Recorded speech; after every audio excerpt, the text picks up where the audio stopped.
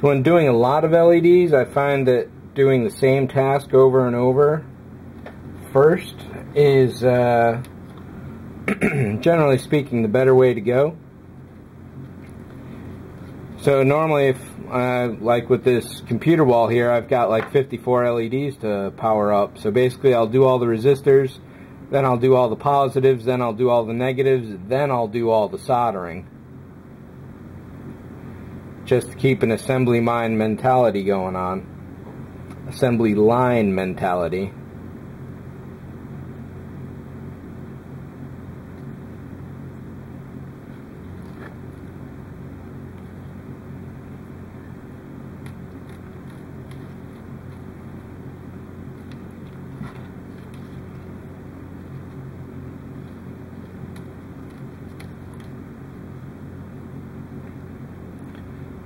I imagine there are similarities here to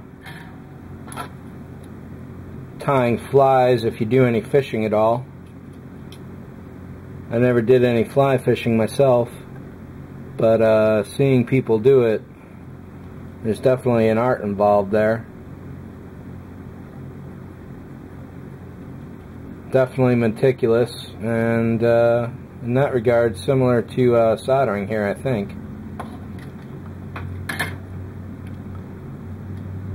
Always pull on your connections, make sure they're good. You don't want to find out later, once you've sealed your model together, that they are weak. Then you got to tear your model apart, and that is no fun. And when you put new LEDs into your circuit, the circuit being the ship itself and all the wiring and everything you've got going for electronics, run the LEDs for 24 to 72 hours straight through.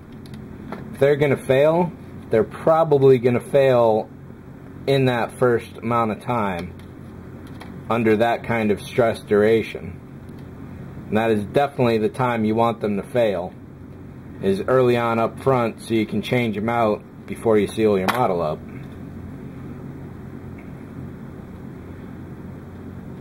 So let's get our power clips.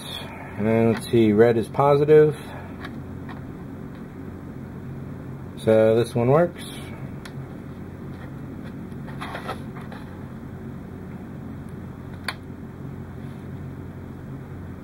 And that one works.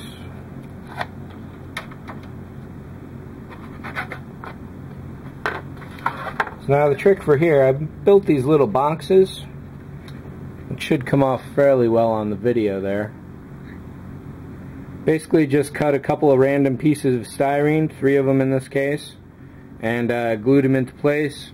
Use the super glue and baking soda to seal them in there, and then I've got a nice little hole up top. Looks like I've got, okay, this hole here is for the fiber optic. So the only one is up here, right there, nice and snug inside. So what I'll do is simply bend the leads around the sides here. I'll glue them at those points probably.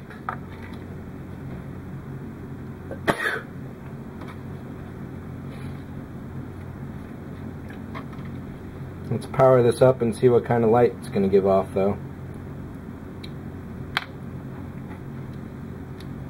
And of course it helps to get your leads correct. Negative to negative. Positive to positive.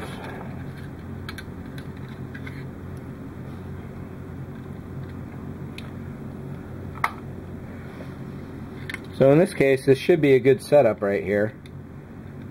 And you can see that depending on how far we put the LED in, will change the intensity of the light inside the room.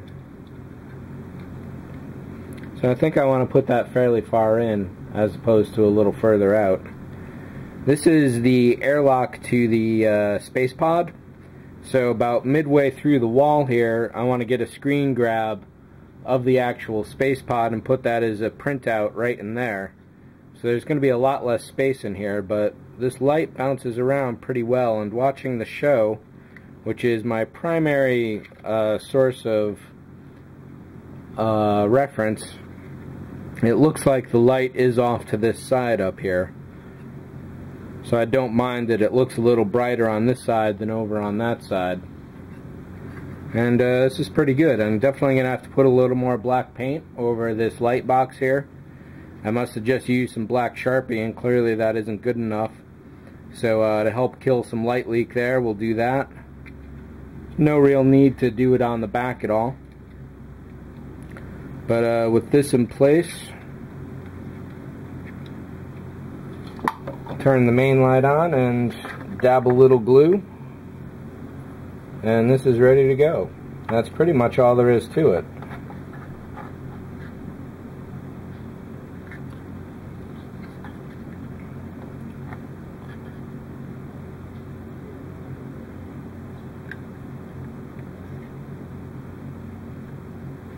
Rather than gluing the resistor, I'm going to glue the actual wire itself so we can pull that out of there a little easier if we need to. And then to help seal that down,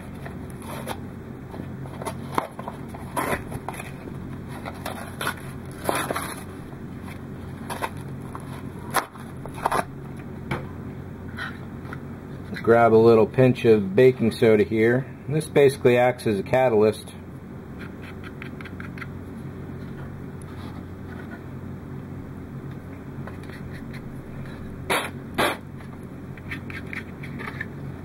There we go. So for the moment, this piece is done.